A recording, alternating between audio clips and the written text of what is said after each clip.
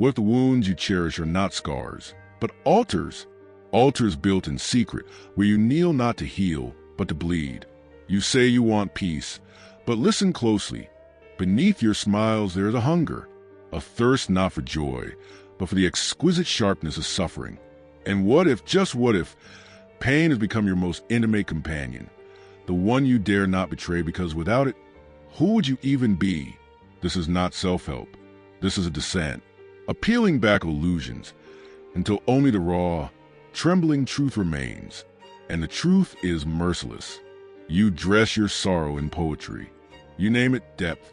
You tell yourself it means you feel more, live more, love more. But is it just a performance? A stage you never leave, because applause tastes better when it comes soaked in tears. Look closer. That ache in your chest, the one you call longing, is an addiction? The sweetness of being misunderstood, the eroticism of despair, the secret pride of always almost healing, but never quite. It seduces you, and you obey, again and again, like a lover returning to the same bruised touch. Why? Perhaps it is because freedom terrifies you more than agony ever could. Because liberation demands the death of your favorite identity, the martyr. To rise, you'd have to burn the scripts you've rehearsed so well. But do you really want to rise? Or is there something sacred in the fall?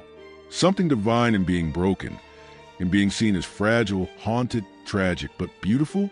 Nietzsche warned us, man would rather will suffering than will nothing at all. And here you are, willing it, every day, quietly. But what if your tears were not noble? What if your suffering isn't proof of depth, but a stagnation?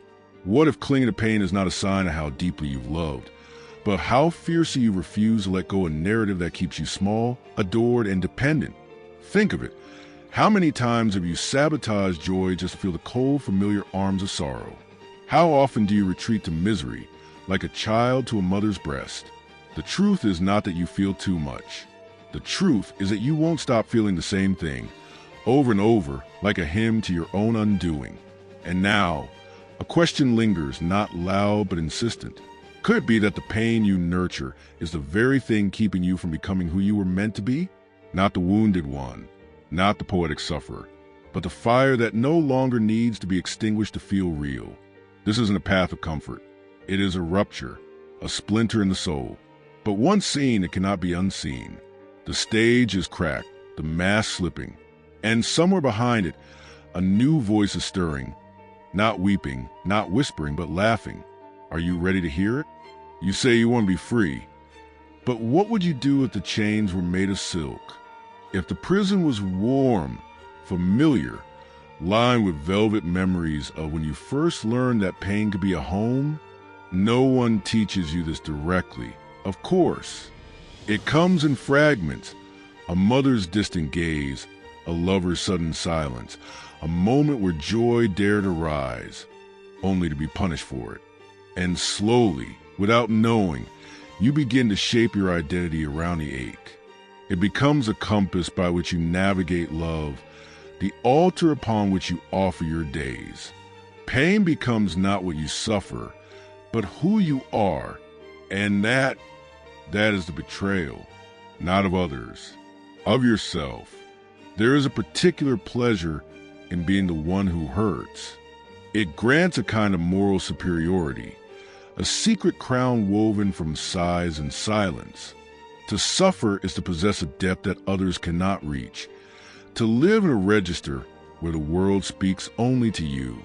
You begin to cultivate your wounds like roses, watering them with memory, protecting them from the harsh light of healing. And the irony, you don't want them to close, because the moment they do, you fear you'll be ordinary, transparent, forgotten. What would you talk about if not your grief? Who would you be if not the one who almost survived? There is comfort in liminality, in staying broken enough to remain interesting, but not so broken that you vanish. A theatrical threshold, a rehearsed tremble, a curated sorrow. And yet, in the quiet, something else begins to stir, a contradiction, a voice too soft to silence, whispering truths that do not flatter you. What if your suffering is not a sign of your depth, but of your refusal to evolve? What if the loop you're trapped in is not a tragedy, but a choice?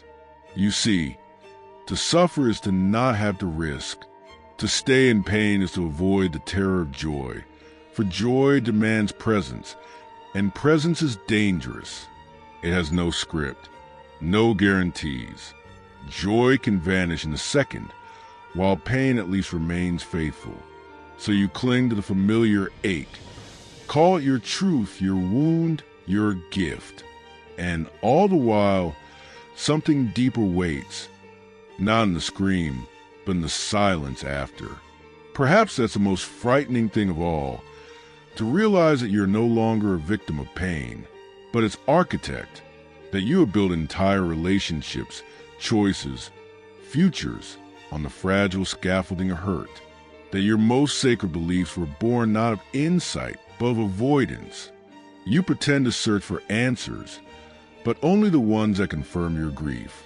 You pretend to want healing, but only if it doesn't cost you the identity you've carved from suffering. Because healing means shedding, and shedding means loss. And loss, real loss, is not the wound you can show others. It is the death of who you thought you were. It is stepping out of the shadow and realizing that no one is clapping anymore, that there is no more stage. Only you, naked, new, unwritten. And here lies the final cruelty, or perhaps the first blessing. You were never meant to be the martyr.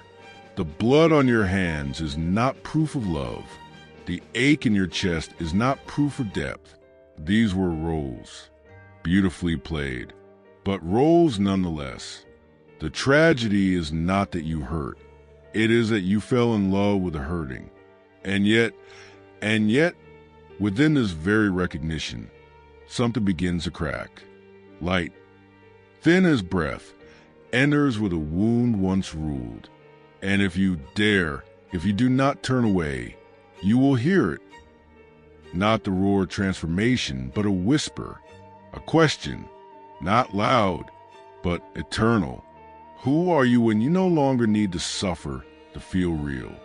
And perhaps, in the stillness that follows, you begin to feel it, not as a thought, but as a tremor, a delicate collapse, as of the architecture of suffering, so carefully constructed over the years. We're beginning to give way beneath the weight of truth that doesn't need to scream to be heard.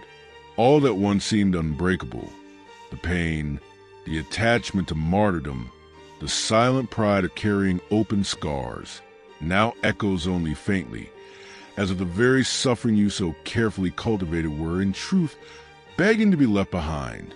Because there is no nobility in the addiction to pain. There is beauty, yes, but it is a tragic beauty, frozen in time, condemned to repeat itself like a play performed before an invisible audience. And when you see this, even for a single second, something breaks, not with violence, but with mercy, like a shell cracking around a seed that has finally found the right soil. The pleasure of martyrdom, after all, was always resistance to freedom, a subtle denial of lightness. But what if true depth lies precisely in the ability to let go? You no longer need to live off painful memories to remember who you are. You no longer need to bleed to feel alive. The pain that was once a mirror can now become a portal, no longer to repeat the old, but to cross into the new, where you are no longer the character of a silent tragedy, but the author of a rebirth that asked for no applause. Carrying your pain as identity was once an act of survival, but releasing it, that truly is an act of creation. And then comes the question that burns without demanding an immediate answer. Who do you become when you stop using your pain as a name? What kind of life begins when the pleasure of suffering is no longer foundation? The answer may not come in words, but in choices, the ones that come next. And what if today, instead of feeding the old story, you chose to write a new one? not to forget what was, but to honor what could be. For there is a kind of courage that doesn't scream. It simply moves quietly toward its own light. If something here touched that hidden place within you, that space where your strength sleeps beneath the disguise of pain, then don't let it die. Comment on what awakened.